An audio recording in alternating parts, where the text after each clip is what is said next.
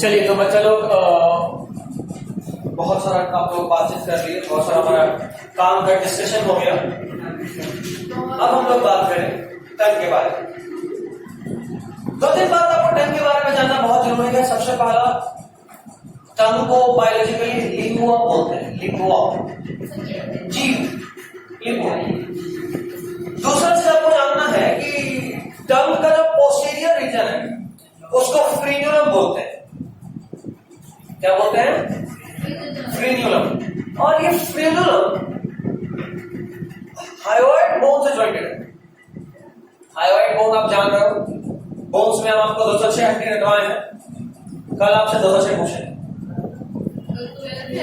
12th की class में। अच्छा नहीं, परसों पूछते हैं मॉर्निंग,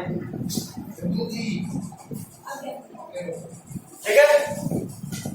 तो ये जो टंग है इसके एंड पे होता है फ्रेनुलम, पीछे वाले पोस्टीरियर एंड पे। ये फ्रेनुलम हायोइड बोन से जुड़ा होता है और इसीलिए टंग हमारे बाउल्स में स्टेबल होता है।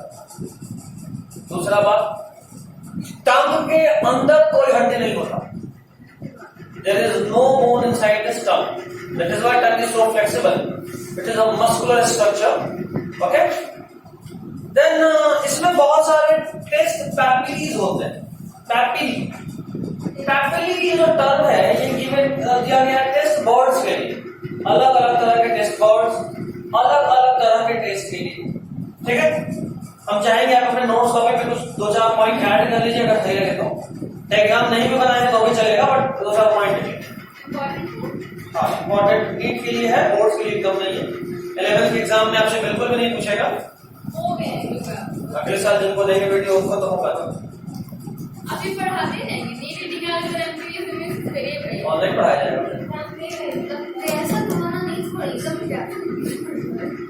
इसका जवाब हम कुछ दिन पहले दिए हुए थे किसी अपने फ्रेंड को, अगर याद है तो ठीक है, और रिकॉर्डिंग नहीं बोल सकता वापस। देखिए लेकिन सबसे पहले सर्कमवैलेंट पैपिली,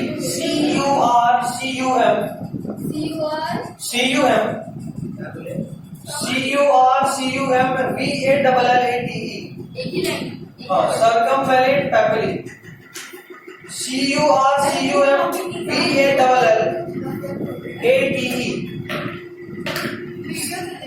सर्कमवैलेंट पैपिली ये लार्जेस्ट इन साइज होता है। सबसे बड़ा जो टेस्ट बर्ड है हमारे बॉडी में वो कौन सा है? जो लोग डायग्राम बनाए हैं, छोटे जो नहीं बनाए हैं उनके लिए, circumvallate papillae is largest in size and ये बीटर टेस्ट करता है। डैश देकर लिख दीजिए बीटर या ब्रैकेट में बीटर।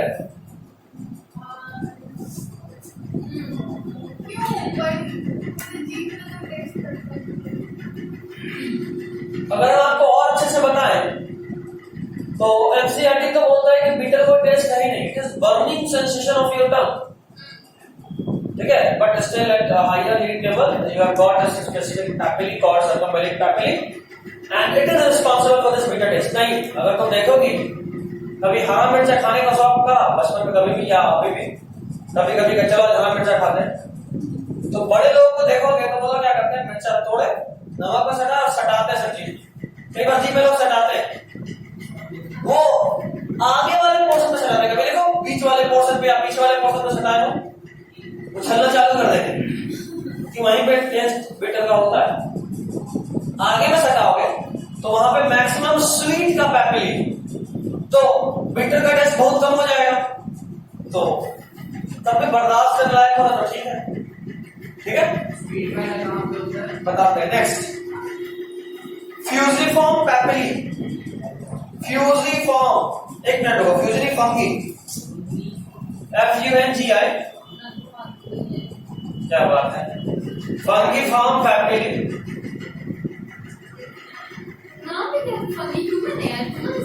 हमारे भी जिप पे है। फंगिफॉर्म पैपिली ब्रैकेट में सावर इन टेस्ट, सावर। इसके बारे में लिखना तो लिख सकते हैं appears as red dot on tongue. कभी किसी का जीभ देख के उस पर लाल रंग का धब्बा धब्बा धब्बा धब्बा धब्बा लग रहा हो, dot dot dot dot dot, that is due to this fungiform papillae and it क्या कैसा व्यू होता है? appears as red dot, ठीक है। कभी ये पूछती ऐसी लगता है जैसे सुन रही हो उसकी। अच्छा कैसा बोले थे? तो वापस बोलिए ऐसे वाला। तीसरा लिखिए फिलीफॉर्म पैपिली। स्पेलिंग क्या? Filiform FILIFORM। This is the smallest and most abundant papilla. Smallest and most abundant papilla.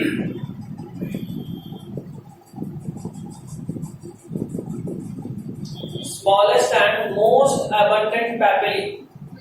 ठीक है। अब सुनिएगा फंक्शंस ऑफ टंग।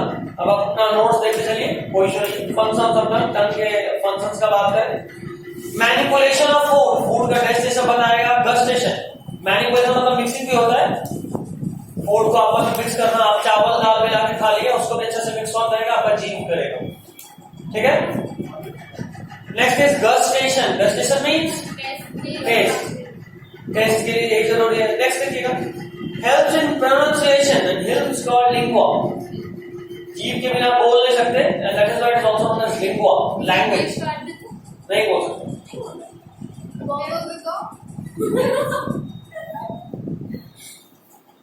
क्या बोले कोई समझा? बोल के दिखा। क्या बात है, सब होगा। Next helps in swallowing of food. इसको बोलते हैं डिग्लूटिशन। बिना जीभ के आप खाना निगल भी नहीं सकते, ठीक है। क्या वो गालों पे नहीं के खाना नहीं निकल सकता। जीभ हल्का ना होता है, नहीं जीभ पीछे की तरफ पुश करता है, बिल्कुल वेव की तरह। तो helps in swallowing of food, that is deglutition, and finally helps in cleaning of teeth। आ रहे क्या वहाँ पे? DEGLUTITION। वही ना, सुनने में आर्ट लग रहा है। डिग्लूटिशन।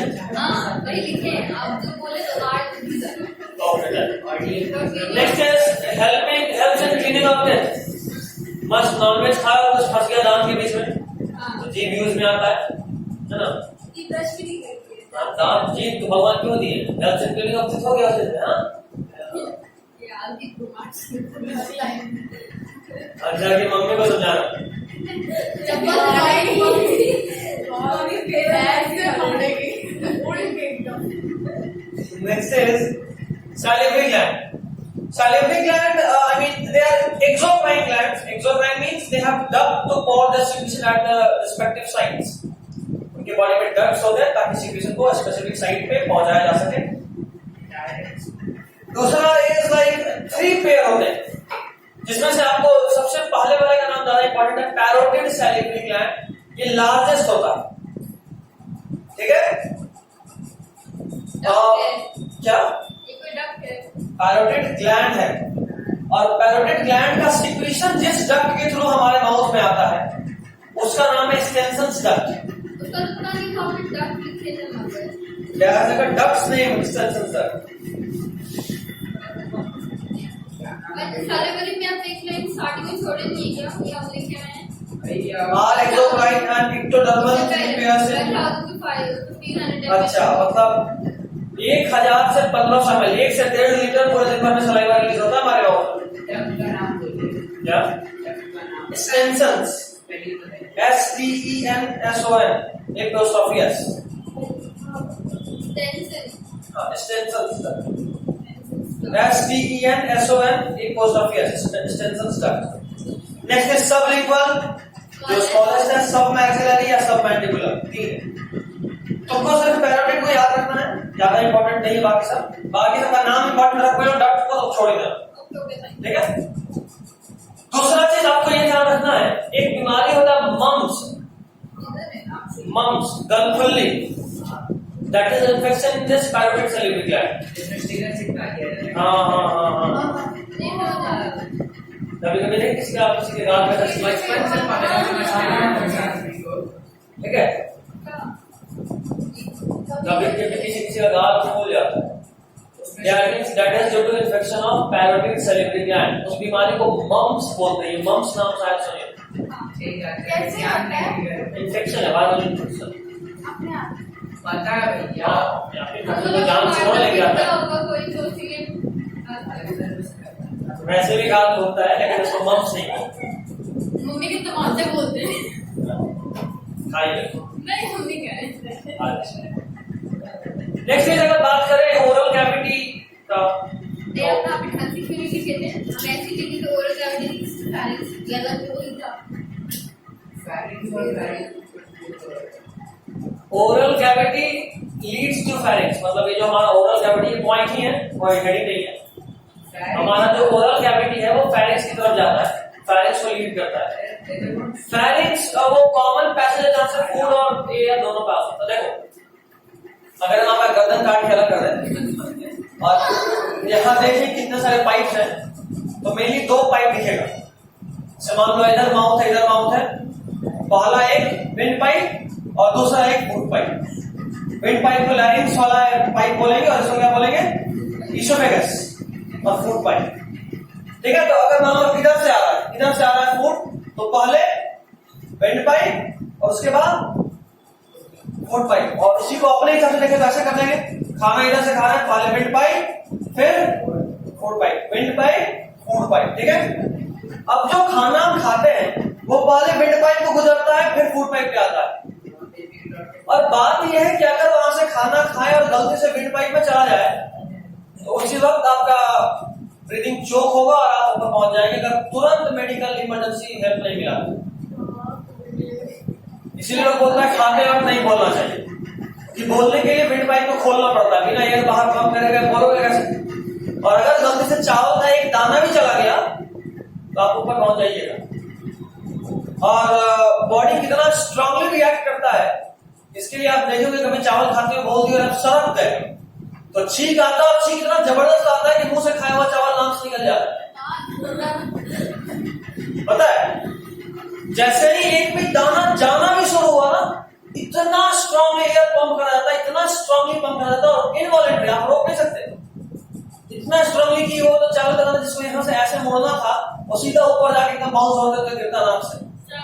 जहर हो गया। खा लो। मैं नाक से चावल निकाल देगा। चॉपस्टिक करना। अरे नाक को वैक्यूम बना देगा। ठीक है। तो अब आप जान चुके हैं कि पहले विंड पाइप होता है फिर फूड पाइप होता है। खाना पहले विंड पाइप को क्रॉस करता है फिर फूड पाइप को क्रॉस करता है, ड्रग्स तो नाक से करता है, तो इसलिए आगे ऊपर पहुंचता है, ऊपर पहुंचता है। दूसरा बात, जब सवाल ऐसा है कि भाई साहब आपका हर बार खाना पहले आपके विंड पाइप को क्रॉस करता है फिर फूड पाइप में जाता है, तो क्यों नहीं खाना हमेशा विंड पाइप में चला जाता है? तो कारण ये कि जब आप निकल रहे होते हो तो इस विंड वाले के ऊपर में एक फ्लैप लाइक स्ट्रक्चर होता है। खाना आया, ये ऐसे खड़ा है तो ये इसको ऐसे दबा दिया, ऐसे बंद। भैया खाना दबाता है या खुद से होता है? खुद से होता है। एक बात फील करा दे बस, फूड आया ये ऐसे बंद हो गया, बंद हो गया तो आप फूड इसके ऊपर से होगा हुआ, यहाँ पे जो फूड पाइप उसमें चला जाए। खाने का भी मस्त स्लाइड होता है। इसलिए खाता नहीं बोल रही, इतना बार बड़े लोग बोलते हैं, हम लोगों को आउटलेट समझ के साइड कर देते हैं। ठीक है। Always keep in mind that there is a flat-like structure, cartilage-made structure, epiglottis present at the top of larynx, which covers this windpipe or larynx at the time of swallowing of food, so that food cannot enter into that larynx. Got it or not? Got it? Yes. Okay, done. Yes. Pharynx एक common passage है food और air का, approx 10 centimetre long reason होता है। Posterior reason में दो चीज, respiratory tract और डाइजेस्टिव ट्रैक्ट। रेस्पिरेटरी ट्रैक्ट के ओपनिंग को बोलते हैं ग्लॉटिस, और जो डाइजेस्टिव ट्रैक्ट है उसके ओपनिंग को बोलते हैं क्या? नहीं, गलेट। गलत। डाइजेस्टिव ट्रैक्ट वाले ओपनिंग को बोले गलेट, और जो रेस्पिरेटरी ट्रैक्ट है उसका ओपनिंग को बोले glottis. Glottis. And this glottis is covered by a structure, flap-like structure called epiglottis. यहाँ में तो लिखे हैं क्या? उसके नीचे आरोग्य के लिखे हाँ, checked by epiglottis लिखे तो हैं. वही हमको क्या epiglottis होगा Digestive tract opened by glottis, checked by मतलब ये नहीं कि गलत है सुधार दी. हाँ ना फिर से बात है चेक का नहीं, यहाँ चेक का मतलब है कि इसको चेक करवा रहा है, इसको ओपनिंग एंड क्लोजिंग को चेक करता है कौन? epiglottis. हाँ, इंसियोइड बिल्कुल. And gullet is oesopharyngeal opening, oesopharyngeal. Pharyngeal, हाँ, oesopharyngeal, yeah. Then comes the esophagus. Esophagus में 3 layer of muscles होता है. एक लेयर मसल का सेरोसा वाला एब्सेंट होता है. एनसीईआरटी में डायग्राम देखिए. एनसीईआरटी में डायग्राम देखिए. हाँ दादा बोलिए.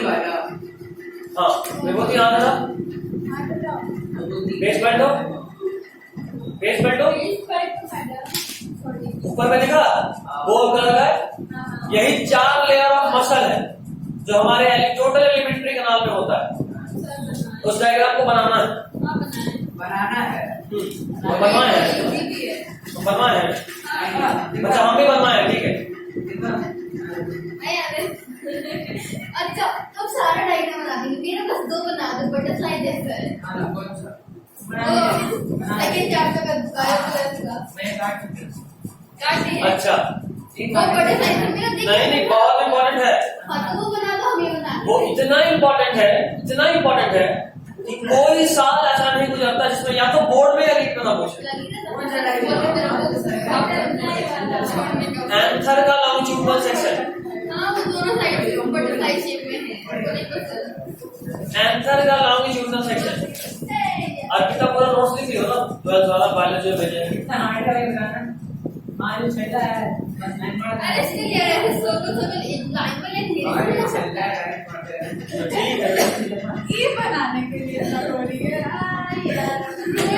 नॉर्मल बोले अब उसका मतलब क्या है यार गई हुई है. प्रतिभा के टारगेट पे आगे मैसेज कर दे. तो फिर फोन निकाला था ड्राइवर को. छोड़ जा अभी ड्राइवर को मैसेज भेजना photo. C is your target. Brake fail करके रखिएगा. नाम पे चलना पड़ेगा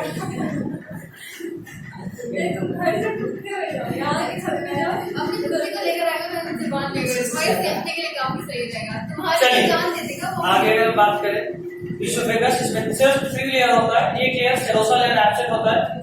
उस डायग्राम को देखिए आप सेरोसा लेयर समझ सकते हैं कौन सा है.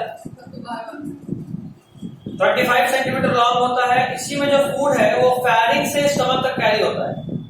ठीक है. लंबा होता है क्या 25 सेंटीमीटर.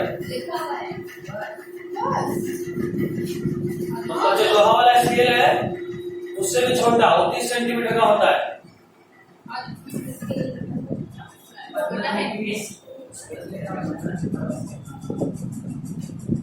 ऐसा इसलिए सोचो यहाँ से शुरू करो. किधर है यहाँ से शुरू करें फूड पाइप या यहाँ से और यहाँ से यहाँ तक से जाना है.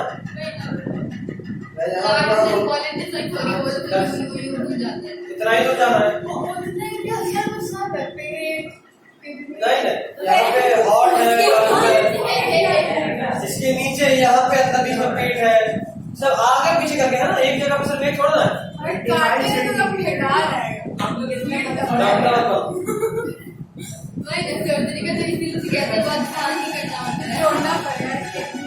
पूरा एलिमेंट्री बना लेना लंबा पढ़ेगी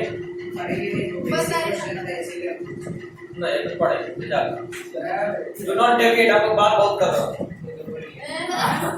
नेक्स्ट इज फूड को कैरी करता है फैरिंग से लेकर स्टमक तक. दूसरा बात जो आपको याद रखना है कि सिर्फ अपर 1/3 पोर्शन जो है ना फूड पाइप का वो वॉलंटरी होता है. मतलब वहां तक फूड को हम कंट्रोल कर सकते हैं.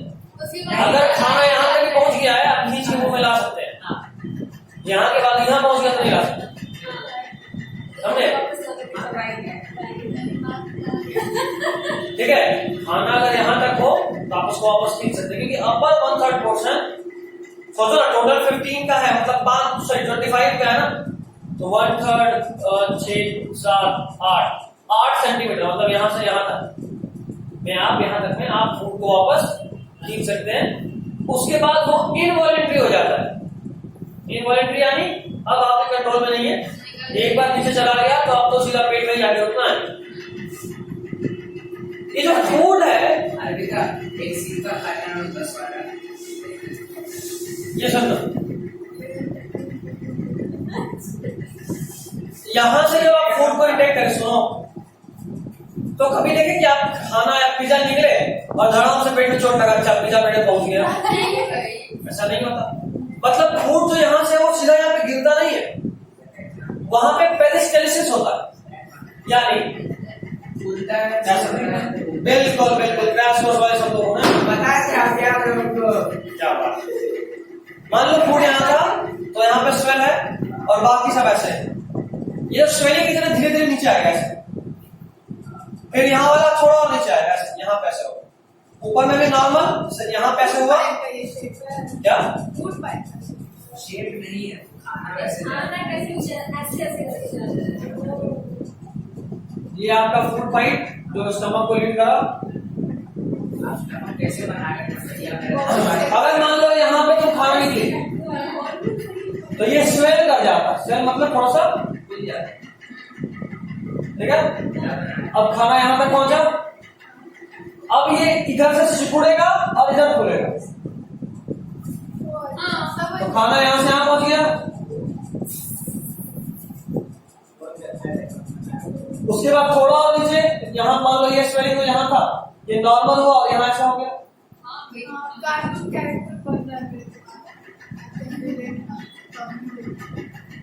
ऐसा। इसी को बोलते हैं peristalsis. This is called peristalsis. Peristalsis rhythmic contraction and relaxation of food pipe, so that, हाँ पूरे में होता है, बट पेरिस्टाल्सिस नाम देते हैं मेनली फूड पाइप वाले से, होता पूरे एलिमेंट्री का नाम है, तभी फूड आगे बढ़ता है, ठीक है।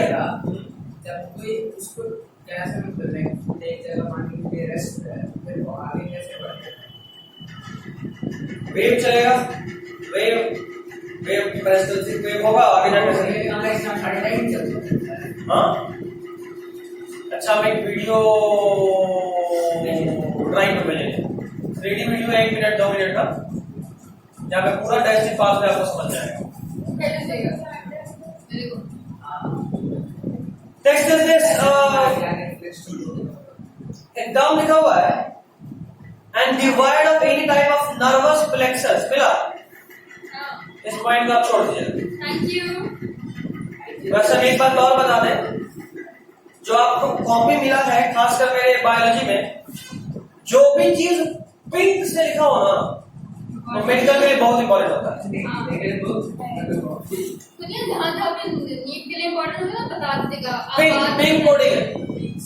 अरे हाँ, आप बात ना एमडी आप बोले थे मेडिकल घर वाले के लिए, नीट के लिए नहीं बोले थे। बोले और बोलते रहेगा, हम आप ही किस बैठेंगे और रेड मार्क कर देंगे। ठीक है, इसको मार्क कर लो।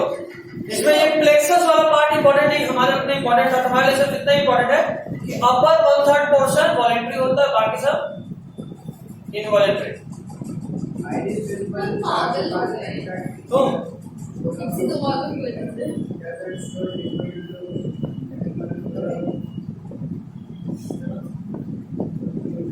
अरे यार इसको स्लीप देखो ना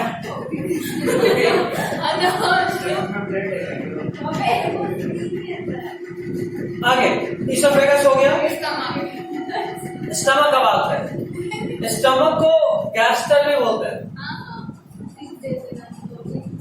स्टमक को गैस्टर भी बोलते हैं, और ये हाईली स्ट्रेचेबल स्ट्रक्चर है, हाईली स्ट्रेचेबल। यहाँ पे 4 से 5 घंटा फूड स्टे करता है, आप जो भी खाना खाते हैं कितने देर तक? 4 से 5 घंटा। और यहाँ पे लिक्विड फूड स्टोर नहीं होता, ध्यान रहे। अगर आप पानी पीते हैं, ठंडा ठंडा पानी पी लिए, तो आप फील करते हैं कि अच्छा पेट थोड़ा ठंडा लग रहा है 1 आध मिनट के लिए, है ना। एकदम ठंडा पानी पिए तो लगता है कि हाँ कुछ ठंडा पेट में पहुंचा है, कारण कि देखो एक स्ट्रक्चर नाम है स्फिंक्टर, ठीक है। स्फिंक्टर बहुत जगह पे होता है, जहाँ इसोफेगस और स्टमक का जंक्शन है ना, यहाँ पे हाँ यहाँ पे स्फिंक्टर होता है। देखो होता ये है कि जब इधर से खाना आ रहा है तब तो ये ऐसा होता है, जब ऊपर से खाना धक्का मार के खोल दिया, लेकिन अगर नीचे से खाना तो जितना धक्का मारोगे और टाइटली बंद होगा, देखा।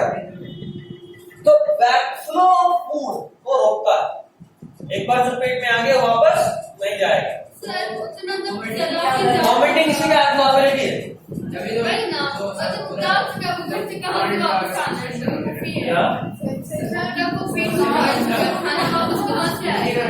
वॉमिट में नहीं आता,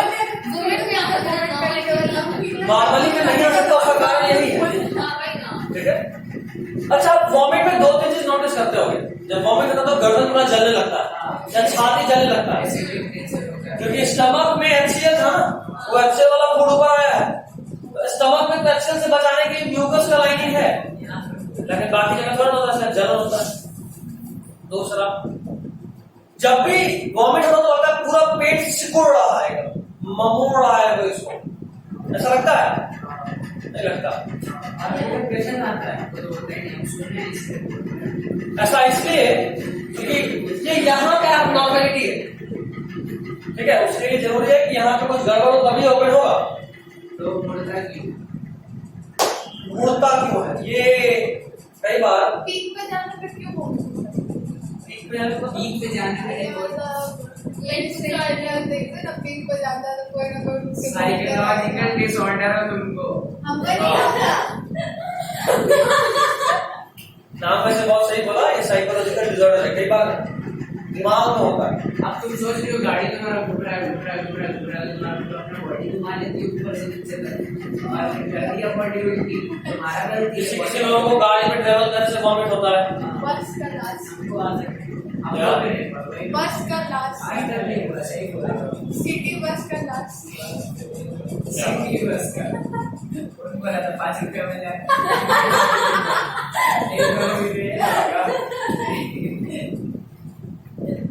स्टमक का बात करें तो इसमें फूड 4-5 घंटे तक स्टोर होगा, लिक्विड फूड स्टोर नहीं होता, क्योंकि पाइलोरिक स्फिंक्टर जो है वो इनकम्प्लीटली बंद होता है।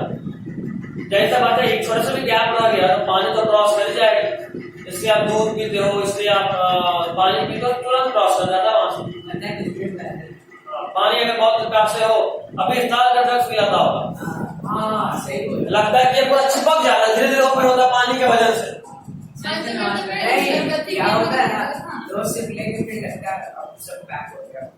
वो भी अच्छा खासा वाला, ये तो अच्छे नहीं, अच्छे कितना हो गया, ठीक है। बगल में आपको एक डायग्राम लिखा होगा, इसोफेगस में स्टमक में 4 पार्ट दिखाए हैं, cardiac region, fundus region, body region, pyloric region, देखा। और वहां के बाद जो एरिया शुरू होता है उसका नाम है ड्यूडेनम। ड्यूडेनम स्मॉल इंटेस्टाइन का पार्ट है। खैर अभी थोड़ा सा स्टमक पे बात करें। फंडस रीजन में 2 तरह का चीज होता है। ये नोट क्या नोट में तो एक है, indigestive digestion is of stomach, dyspepsia, word में है नो। डिस्पेप्सिया दूसरा वाला इंपॉर्टेंट है, हाँ भैया डिस्पेप्सिया क्या था, छोड़ दो, बोले बेकार है। दूसरा वाला इंपॉर्टेंट है, विटामिन B12 की जरूरत है आपके बॉडी में आरबीसी को मैच्योर करने के लिए। वो तो ऐसे भी एक नहीं करता। अगर विटामिन B12 कमी है तो आरबीसी मैच्योर, बोले आरबीसी वाले बेबी आरबीसी होता है, फिर बड़ा होकर मैच्योर आरबीसी बनता है। अभी तो न्यूक्लियस ट्रू नहीं हो पाता है, बचपन में ट्रू होता है, जब बड़ा होता है तब वो खत्म हो जाता है। बच्चा रहेगा तो ऑक्सीजन कैरी नहीं कर पाएगा, ऐसा यस। अब 2 तरह का गैस्ट्रिक ग्लैंड यहाँ पे, सिंपल और कंपाउंड, नाम आपको पता है। सिंपल जो एक तरह का सेल सिर्फ जैसे ऑक्जेंटिक सेल्स, सॉरी ऑक्जेंटिक बोल रहा हूँ, म्यूकस सेक्रेटिंग सेल्स, बोल ये एक बोला छोड़ दो क्या, हमारे में बहुत वापस फंडिक रीजन में, इसको फंडिक इसलिए बोलते हैं क्योंकि यहाँ दोनों तरह का गैस्ट्रिक ग्लैंड प्रेजेंट होता है। सिंपल भी कंपाउंड। सिंपल वाला म्यूकस बनाना, देखो ये जो स्टमक है इस पे किसी तरह का एसिड का एक्शन नहीं हो, इसलिए यहाँ पे कुछ लेयर्स होता है। इसीलिए हम जो नॉनवेज खाते हैं एसिड हमारा उस अंदर वाले नॉनवेज को तो एक्टिवेट खत्म कर देता है, लेकिन इस एरिया में वो सेट नहीं पाता और इसीलिए हमारे स्टमक वाला जो कृत्रिम मसल का बना हुआ उसको डाइजेस्ट नहीं करता। भैया पाइनएप्पल वाले डिजाइन का क्या नाम था? पढ़ ले। बताइए ना, जब आप ही बताए थे किसी चैप्टर, अपना बताओ, बात नहीं बताया गलत बात। अब रिवाइज में कर रहे हैं मैंने। कंपाउंड गैस्ट्रिक ग्लैंड तीन तरह का, म्यूकस, ऑक्जेंटिक और पैराइटल। याद रहे ऑक्जेंटिक और पैराइटल एक ही का नाम है। और पेप्टिड सेल्स और जाइगोजन सेल्स। चीफ सेल में से एक का नाम होता है, नीचे में हम लिखे हुए हैं। हाँ, ऑक्जेंटिक और पैराइटल में आपको दो तीन चीज याद रखना है। ऑक्जेंटिक सेल्स HCl को रिलीज करता है, ठीक है, और ध्यान रहे बहुत कंसंट्रेटेड होता है, इतना कि लोहा का कांटे भी डाल दो ना पेट में उसको गला देना। हम लोग की बॉडी कैसे इतना कंसंट्रेटेड होता है।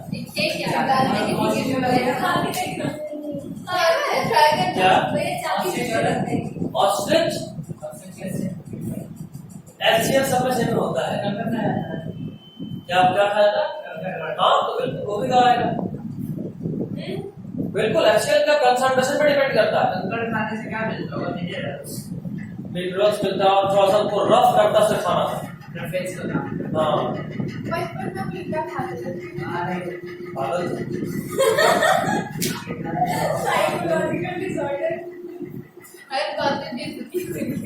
एक और ध्यान रखिए, कैसल्स इंट्रिंसिक फैक्टर भी रिलीज करता है, जिसमें ये सबसे नीचे वाला लिखा है ना, प्रमोट्स B12 एब्जॉर्प्शन इन गट। और B12 का एक और नाम है साइनोकोबालामिन। ये हम कॉलेज में लिखा है साइनोकोबालामिन, CYANOCOBALAMIN,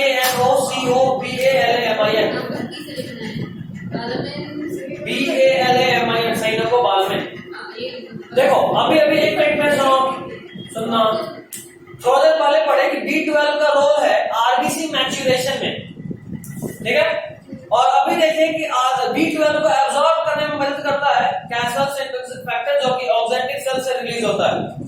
तो अगर हम आपसे पूछें कि गैस्ट्रिक ग्लैंड में कौन सा ऐसा हार्मोन है या कौन सा ऐसा सेल है स्टमक में जो आरबीसी मैच्यूरेशन में किसी तरीके से हेल्प करता है, आरबीसी मैच्यूरेशन में कौन सा ऑक्जेंटिक सेल्स वो रिलीज करता है कैसल्स इंट्रिंसिक फैक्टर।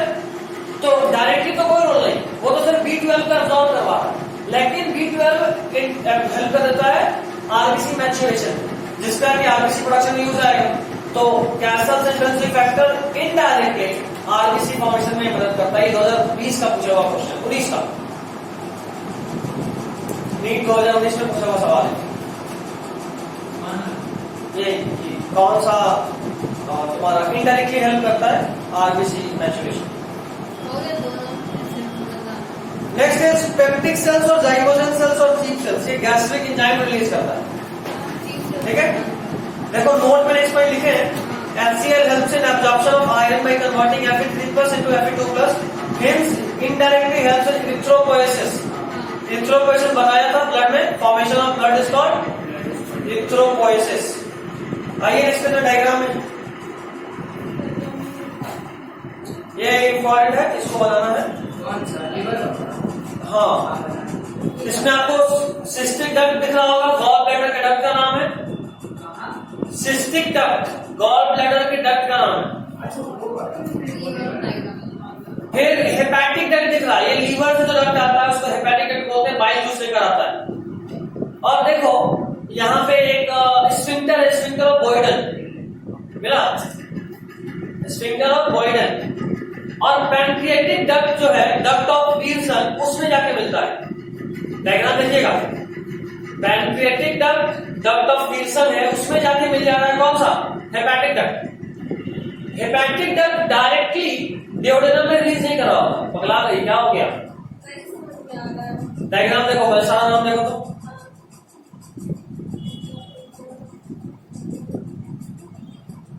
अच्छा इसके ऊपर भी आप कुछ लिखे हुए हैं?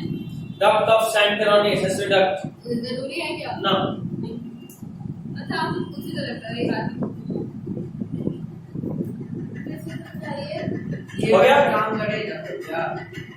लेफ्ट लो, राइट लो, क्वाड्रेंट लो, क्या?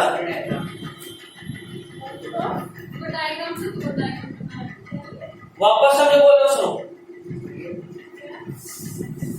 देखना उस डायग्राम को फिर से देखना। डक्ट ऑफ फ्रीसन दिखा, मेन पैनक्रेटिक डक्ट। देखो आपको शायद ये पता हो कि बाइल जूस का सिक्रीशन और पैनक्रेटिक जूस का सिक्रीशन स्मॉल इंटेस्टाइन के ड्यूडेनम पार्ट में होता है, ठीक है? ये इंपॉर्टेंट बात याद रखिए।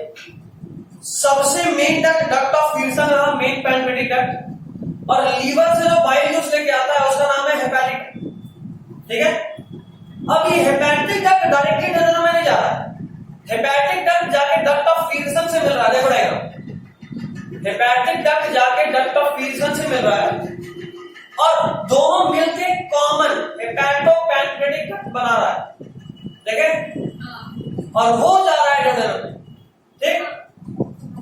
बाइल जूस बनता है लीवर में, लेकिन स्टोर होता है कहां पे? Gall bladder. गॉल ब्लैडर के डक्ट का नाम है सिस्टिक डक्ट, लीवर के डक्ट का नाम है हेपेटिक डक्ट, और ओवरऑल सब जाकर ड्यूडेनम में मिलता है। स्फिंक्टर ऑफ ऑडी दिखा है, स्फिंक्टर ऑफ ऑडी, ये जो ऑडी का स्फिंक्टर है ये हेपेटो पैनक्रेटिक डक्ट को गार्ड करता है, चेक करता है कि इसका सिक्रीशन सही से जा रहा है लीवर में, मतलब ड्यूडेनम में कि नहीं जा रहा। जब जरूरत है तभी भेजना, हमेशा नहीं भेजना, ठीक है? Next is this liver. So we'll be talking about this liver in next class. Next class में हम लोग हिस्टोलॉजी में एंटर कर जाएंगे। 2 क्लास और या 3 क्लास और खत्म कर देंगे। चलिए, this is all for today.